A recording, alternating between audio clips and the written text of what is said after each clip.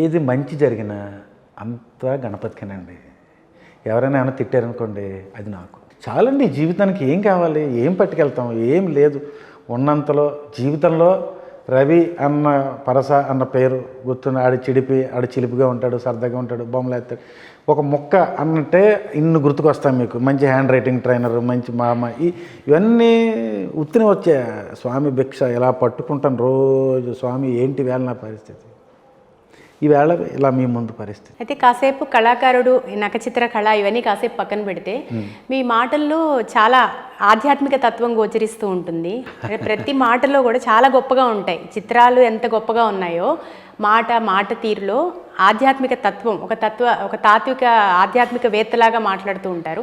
ఏంటండి అంటే చిన్నప్పటి నుంచి అంటే మీకు ఈ ఆలోచన ధోరణి ఇలాగే ఉండేదా?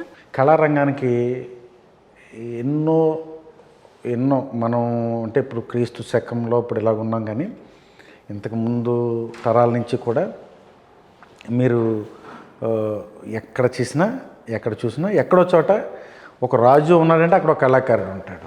ఒక పోషించేటువంటి తత్వం ఎవడైనా ఉంటే ఆ పక్కన కళాకారుడు. అది ఎవడైనా కావండొచ్చు, అది ఏ రంగమైనా కావండొచ్చు. మీరు తీసుకోండి, బాగా ప్రాచుర్యం పొందినటువంటి కళలు చూసుకోండి. అన్నమయ్య కీర్తనలు ఎంత బాగుంటాయి, అవునంటారు కాదండి. సో ఇప్పుడు పురంధరదాసు కీర్తనలు, తులసీదాసు హిందీలో రామచరితమానస్, త్యాగరాజ కీర్తనలు. ఈవేళ మనందరం మరి అంటే నేనైతే పర్సనల్గా దొడ్డమ్మ గారని పిలుచుకుంటాను, ఊరికినే సరదాగా, మా చిన్నప్పటి నుంచి అనమాట. ఎంఎస్ సుబ్బలక్ష్మి తల్లి, ఎంఎస్ సుబ్బలక్ష్మి గారిని అసలు తెలియని వాళ్ళు ఎవరైనా ఉంటారా? ఒక్క విషయం చెప్పండి. అసలు ఎవరు, నా చిన్నపిల్లలు కూడా ఎక్కడో చోట కనీసం ఏదో సుప్రభాతం వినేటప్పుడైనా కనెక్ట్ అయిపోతారు. మిగతా విషయాలు పక్కన పెట్టేయండి. ఇలాంటి టాప్ పర్సన్స్ మీరు చరిత్ర తీసుకుంటే 70-80% వాళ్ళందరూ కూడా కళలో దైవత్వాన్ని చూసినటువంటి వ్యక్తులే, మీరు నమ్మినా నమ్మకపోయినా. ఎప్పుడైతే దేవుడు మన పట్ల ఉన్నాడని ఒక చిన్న నమ్మకం వస్తే 2 విషయాల్లో సక్సెస్ని సాధిస్తాం. ఒకటి, మనము తప్పు చేయం. నాతో పాటు ఇప్పుడు ఇందాక నేను క్యాబ్లో వచ్చాను, డ్రైవర్ ఏసీ వేయలేదు, సరే ఎండకు కాలిపోతుంది. అసలు హైదరాబాద్లో ఇలాంటి ఎండలు నేను ఎప్పుడూ ఎక్స్పెక్ట్ చేయలేదు. ఈ డ్రెస్సులు గాలి లేదు, ఈ బాబు కొంచెం పెంచాయా అంటే మేము పెంచాం. నాన్న ఒక్క 5 సెకండ్ కొంచెం ఎదరికెళ్ళేదాకా పెంచంటే అలా పెంచి వెంటనే మళ్ళీ ఒకటిలో పెట్టేసి తగ్గి. వాడితో నేను ఆర్గ్యూ చేయనా, వాడు ఎవడో నాకు తెలియదు. వాడి మొహం కూడా సగమే కనపడుతుంది, ఈ టైప్ ఎవరో తెలియదు కదా, ఈ టైప్ కనపడుతుంది. వాడు చూస్తే అదొక వెకిలి గడ్డం పెంచుకుని వాడిని మన భాషలో వాడిని వర్ణించలేను నేను. ఓకే, అది పబ్బల్లో గెబ్బల్లో తిరిగే బ్యాచ్లా కనిపిస్తుంది. వాడితో నాకు డిస్కషన్ ఎందుకు, పెట్టుకోవచ్చు బ్రహ్మాండంగా. ఆడితో పెట్టుకుని ఒకసారి ఆ ఊబర్కి మెయిల్ పెట్టి వాడి గురించి రాయొచ్చు, చేయొచ్చు, చెందొచ్చు. ఎంతైనా పరివర్తన అనేటువంటిది వాడి మనసులో కలగాలి. మనం చెప్పేసినంత మాత్రాన కలగదు. వాడు ఏమన్నాడు తెలుసా అండి, మీలాంటి వాళ్ళు రోజుకు 15 మంది ఎక్కుతారండి ఏంటి అన్నాడు. ఇలా 15 మందిలో ఒక్క మనిషికి కూడా దేవుడి గురించి దండం పెట్టుకోలేదు కదా. మీరు నమ్మండి, ఒక 15 నిమిషాల పాటు నేను గణపతి నామాన్ని జపించి ఈ కుర్రవాడిని కొంచెం మనసు మార్చేలాగా, కొంచెం మంచిగా మాట్లాడేలాగా, సేవ పట్ల మనసు తిప్పేలాగా, ఎందుకు చేయలేదు స్వామి, చేసుంటే ఇంకా 10 మందికి సేవ చేసేవాడు కదా, ఈ కుర్రాన్ని ఇలాగ ఎందుకు వదిలేసేవని నేను ఆయన నామం జపం చేసి నేను మీ దగ్గరికి వచ్చాను. ఇప్పుడు చెప్పండి, చేసే పనిలో మీరు దైవత్వాన్ని మీరు దాంట్లో నింపినట్టయితే, ఆధ్యాత్మికత ఆటోమేటిక్గా వచ్చినట్టయితే పని పట్ల పూర్తి నిబద్ధత వచ్చేస్తుంది.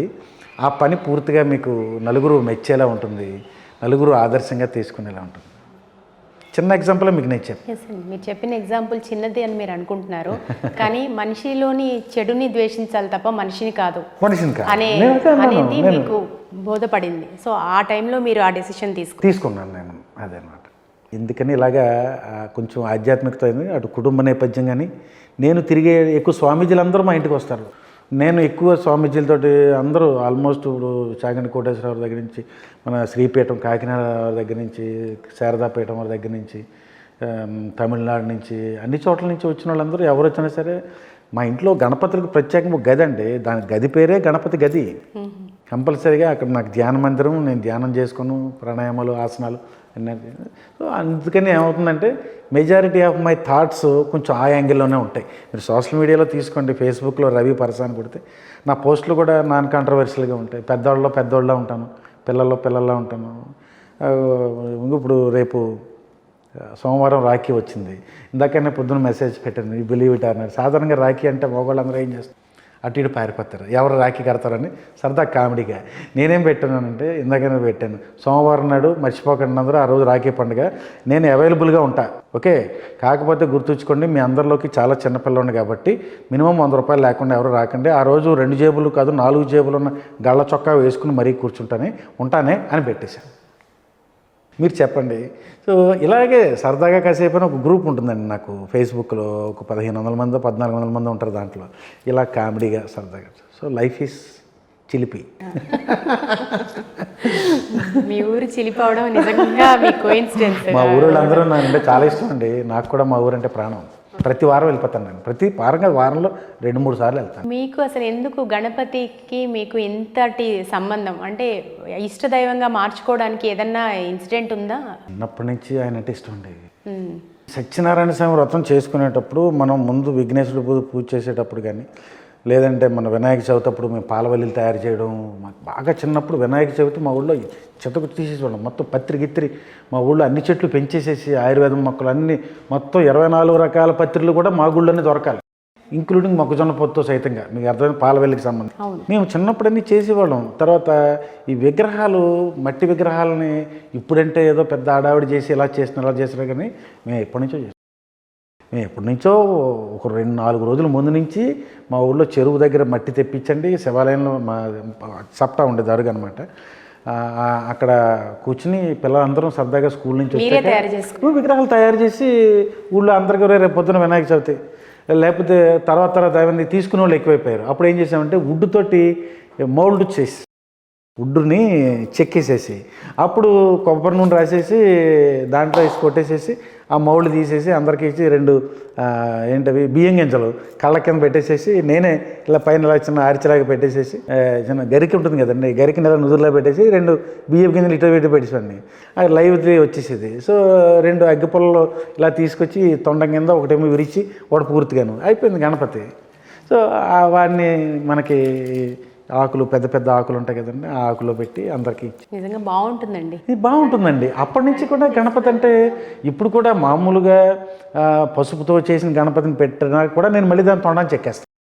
చిన్నప్పటి నుంచి ఏ చిన్నది వచ్చినా ఓం గం గణపతి నమః ఆ ఒక్క మంత్రం నన్ను ఇంతటి వాడిని చేసింది. ఈ బొమ్మ గీసిన ప్రతిసారి కూడా నేను ఆ మంత్రాన్ని జపిస్తూనే గీస్తానండి, చేస్తూనే ఉంటాను. 3 లక్షల సార్లు కనుక గణపతి నామాన్ని జపిస్తే మీకు దర్శన భాగ్యం కలుగుతుందండి. నాకు 2 సార్లు అయింది అలాగే, 6 లక్షల పైన అయిపోయినాడు నేను లెక్కేసుకుంటే కనుక. కానీ ఇది సభాముఖంగా, మీడియా ముఖంగా ఇదే ఫస్ట్ టైం నేను విన్నవించడం, ఎప్పుడు చెప్పుకోలేదు. అంటే దర్శన భాగ్యం అంటే ఆ ఎక్స్పీరియన్స్ ఏంటండి, ఎలా మీకు? మనకి శరీరంలో చక్రాలు ఉంటాయి, మీకు తెలిసే ఉంటుంది. మూలాధారం, స్వాధిష్టానం, మణిపురం, అనాహతం, విశుద్ధి, ఆజ్ఞాచక్రం, సహస్రారం, ఇక్కడ దాకా యానస్ దగ్గర నుంచి ఈ వెన్నుపూస కింద దగ్గర నుంచి ఇలా. వీటన్నిటికీ మూలాధారం ఫస్ట్. మూలాధారం అనేటువంటిది కలువ పువ్వు 1000 రేకులతోటి ఎలా విప్పితే ఎలా ఉంటుందో దానితోటి ఉంటుంది. మూలాధారానికి అధిపతి గణపతి. మీకు మూలాధారం ఎప్పుడైతే యాక్టివేట్ అయిందో మీకు ఇంత ఇలాగ మనం చేసుకుంటూ వెళ్తే, నేనే కదండి చాలామంది ఉన్నారండి, బోల్డ్ మంది ఉన్నారు. కాకపోతే అది వాళ్ళకి తెలియదుగా తెలుసుకున్నాను. నాకు కూడా ఎప్పుడు తెలిసిందంటే మేము యోగాలో ఇవన్నీ చేయబట్టి, గురువులు చెప్పబట్టి ఇలా చేస్తే చాలా మంచిదని. బట్ వాళ్ళన్న ముక్కనే చెప్తున్నాను తప్ప నేను అంతగా నేను చెప్పుకోవట్లేదు, నేను అంత వాడిని కాదు కూడా.